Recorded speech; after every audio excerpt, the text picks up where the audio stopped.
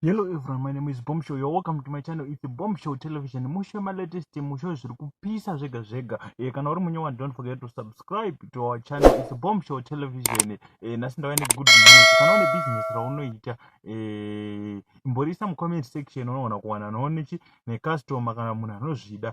Kana une business raunoita ingoriudza mu comment section unoona kusanganochi nemene tiri kuadvertise mahara tine ka promotion sezvo takapinda 7000 ma subscribers guys ndokubigai makapenga ndimi munoita tirambe tichiendera kumberi tichaga ma latest so ndisinganyanyi kupedza nguva kana uri munyowa ndinokuchingamidza nemufaro don't forget to subscribe to our channel.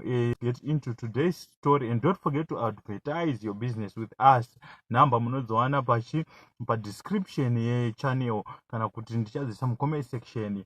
Saka rega tiripinde munyaya yanhasi. This is a Song Clients presentation. Ishiri kuenda kuna Moira night. Sugar daddy pandisesha. Sugar. NB.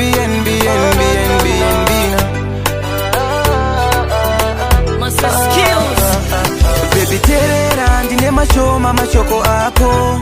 Ekuti love chokwadi iriko. Vakakukanya ma ex ako. Zvakakutimba mumoyo mako. I'll be a super lover. Ndipe ruoko rwako. Ndikuise undercover. Vane rudo variko. Kana mapesa ni sugar ariko. True love iriko. Kunyangwe nguva yekufara iriko. Girl, I wanna love you more and more. She better than before.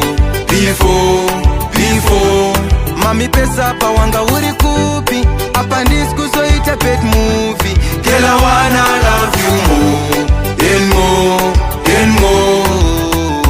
Terera Moira, ini yandisikukudira matora. Nekuti mari yaitenge nguva. Usandikaire andisikudzora ndoda kutorora kana ndikakurora.